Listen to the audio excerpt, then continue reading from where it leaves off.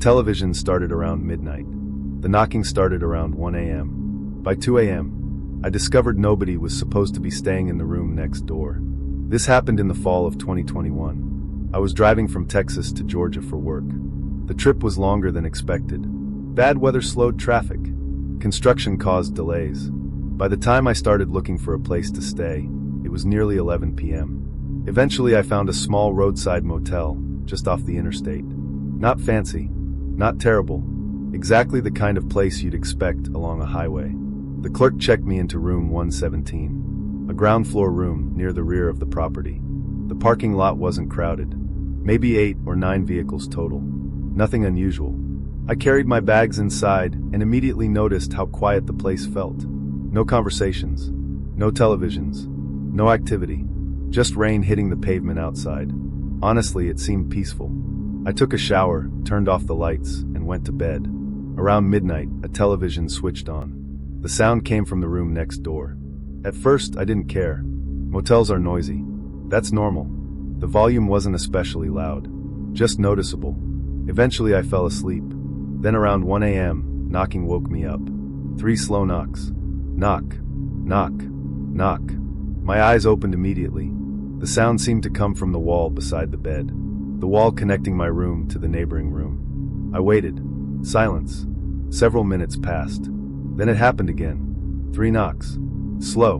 Deliberate. My stomach tightened slightly, because it didn't sound accidental. It sounded intentional. Still, I ignored it, at least initially. Then the television abruptly stopped. The silence felt strange, almost immediate, almost deliberate. Then came another knock, this time louder. I sat upright in bed, listening. Nothing, for nearly 10 minutes. Then the television started again. The cycle continued for nearly an hour. Television, silence, knocking, television, silence, knocking.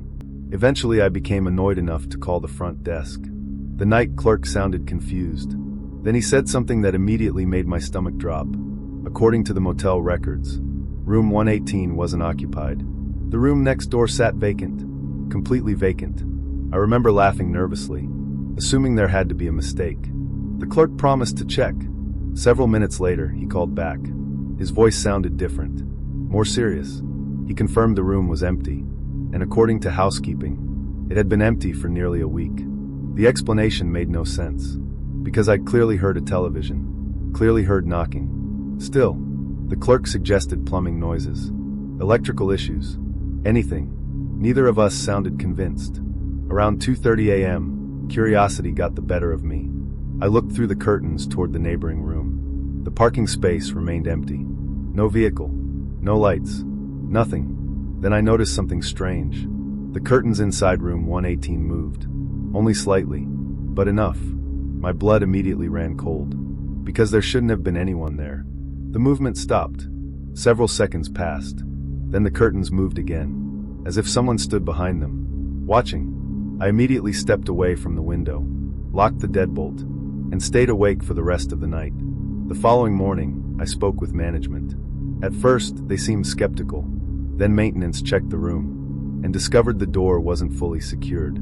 Someone had apparently been entering occasionally through a damaged rear access point connected to an old maintenance corridor. The discovery shocked everyone, because the room appeared mostly empty, except for one thing: food wrappers, water bottles, blankets, evidence that someone had been spending time there. Recently, very recently, the police were contacted. An investigation followed. Nobody was found, at least not while I was there. But one detail still bothers me, because maintenance also discovered a small hole in the wall behind a piece of furniture, a hole connecting the vacant room to mine, directly beside the bed, meaning while I spent the night wondering about the television and the knocking, someone may have been watching from the room next door the entire time.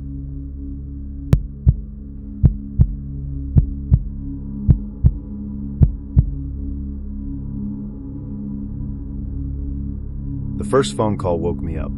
The second one annoyed me. By the third call, I unplugged the motel phone, because whoever was calling knew things they shouldn't have known, things they couldn't have known, things that were happening inside my room. This happened in 2022. I was driving through New Mexico on my way to Arizona for a work assignment. The drive had already taken longer than expected. By the time I started looking for a place to stay, it was close to midnight. Eventually, I found a small roadside motel along a quiet stretch of highway.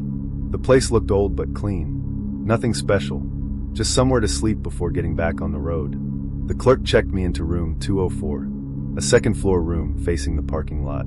There weren't many guests. Only a handful of vehicles occupied the property. The atmosphere felt quiet, almost too quiet. I grabbed some food, watched television for a bit, then went to sleep. Around 1:15 a.m., the room phone rang. The sound startled me awake immediately. I grabbed the receiver. "Hello?" Silence. Several seconds passed. Then the line disconnected. Annoying, but not scary. Wrong numbers happen. I rolled over and went back to sleep. 20 minutes later, the phone rang again. This time I answered more aggressively. Again. Silence. Then a click. The call ended. My irritation started turning into unease, because very few people knew where I was staying, and almost nobody had my room number. Still, I convinced myself it was a prank. Eventually I drifted back to sleep. Then the third call came. Around 2 a.m. I picked up immediately. Before I could speak, a man's voice said, "You're still awake." My blood immediately ran cold. Because it was true. I'd been sitting on the edge of the bed watching television. The curtains remained closed. The door remained locked. Nobody should have known. For several seconds I couldn't speak. Then the caller hung up. The room suddenly felt much smaller, much less secure. I immediately checked the peephole. The hallway was empty. I checked the parking lot through the curtains. Nothing unusual. Just a few vehicles beneath dim lights. Still, the call bothered me deeply. Around 2:30 a.m., the phone rang again. This time I let it continue. Ring, ring, ring. Finally it stopped, then started again. The persistence felt deliberate, aggressive, almost like the caller wanted a reaction. Eventually I unplugged the phone. Problem solved, or so I thought. About 15 minutes later, somebody knocked on my door. 3 slow knocks. My stomach immediately dropped, because there should have been nobody outside. I approached quietly, looked through the peephole. Nothing. The hallway sat empty. Completely empty. Yet I definitely heard knocking. Several minutes later, it happened again. 3 knocks. Slow. Deliberate. I checked immediately. Again. Nobody. At that point, I called the front desk using my cell phone. The night clerk sounded concerned, especially after hearing about the phone calls. According to the clerk, nobody should have been calling my room. The internal phone system showed no record of incoming calls. That answer made my stomach tighten, because I'd received multiple calls. I knew I had. The clerk agreed to review security cameras. Several minutes later, he called back, and what he said genuinely frightened me, because shortly before each phone call, cameras captured a man standing near an unused maintenance room at the end of the hallway.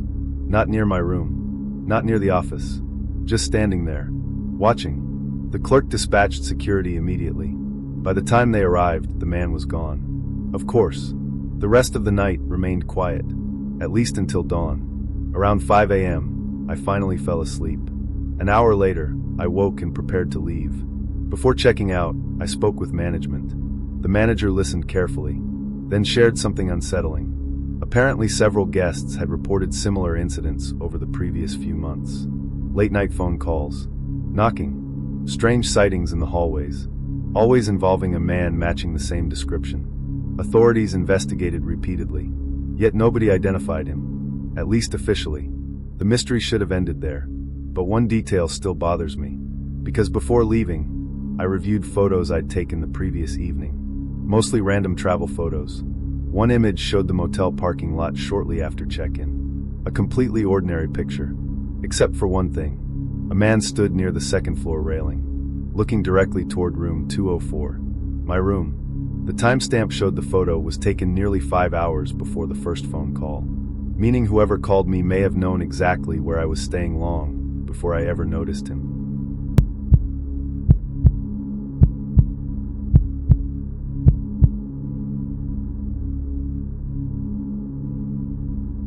The room was always lit, every night. No matter what time I looked outside, the same motel room had its light on. At first, I didn't think much about it. By the second night, I became curious. By the third night, I realized someone inside that room was watching the parking lot.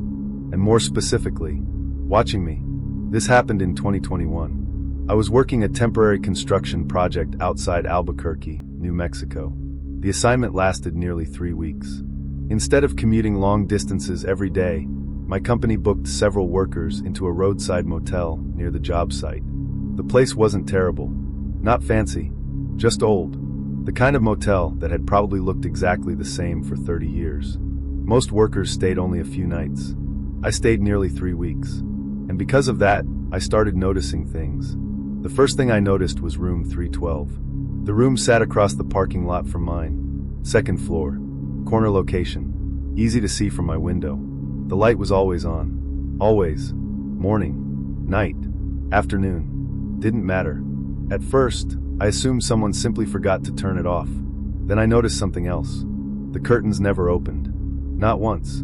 Days passed. The room remained exactly the same. Light on. Curtains closed. No visible activity. The sight became strangely memorable. Then one evening I finally saw someone. A figure standing behind the curtains. Only visible for a moment. A silhouette. Motionless. Watching the parking lot. The image disappeared almost immediately. Still, it bothered me, because the figure wasn't looking outside casually.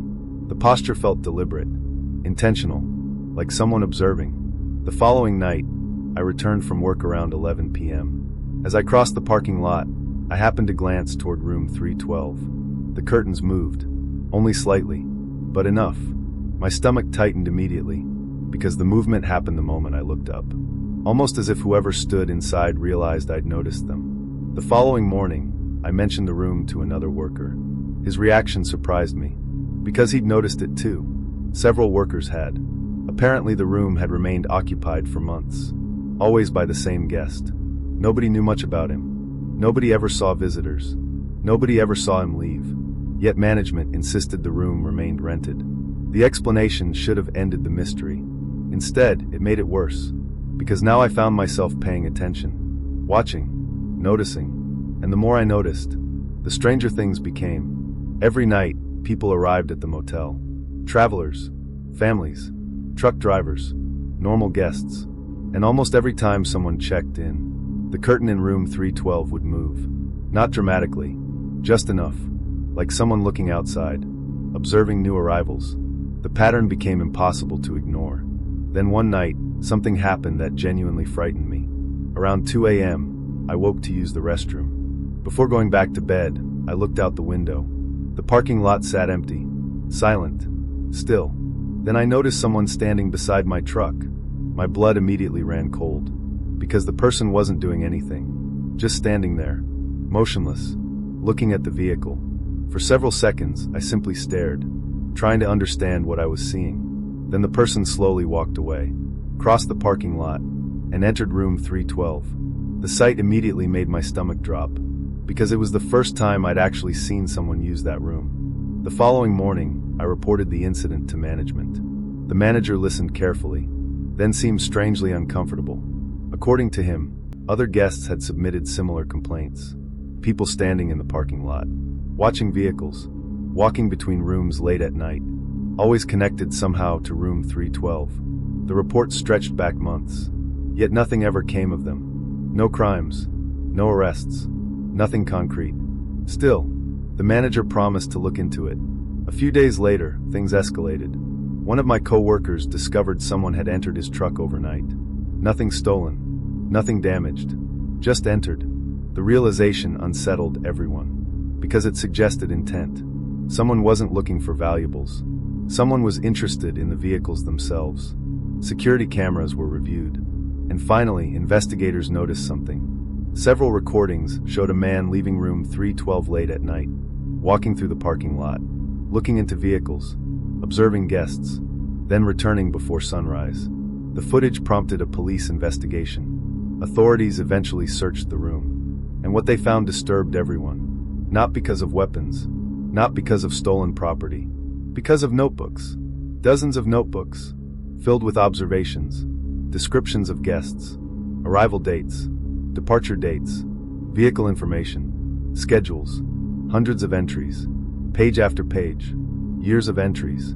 The level of detail felt obsessive, disturbing. deeply unsettling. And among those pages, they found one containing my name, my truck description, my work schedule, and notes describing exactly when I usually returned each evening. The realization made me physically uncomfortable, because while I occasionally glanced toward room 312 wondering who lived there, someone inside had apparently been watching me the entire time. Authorities eventually identified the occupant and removed him from the property.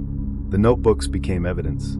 The investigation expanded, and thankfully the situation ended, at least officially. But one detail still bothers me, because investigators told management something afterward. Among all the notebooks, one section appeared devoted entirely to new arrivals, and beside many names appeared simple notes. Most were short observations, harmless descriptions. Then beside my name appeared a sentence written the day I checked in. A sentence dated hours before I first noticed room 312. It said, "Room 218. Arrived alone," meaning before I ever saw the room, before I ever noticed the curtains, before I ever looked across the parking lot. Someone had already been watching me.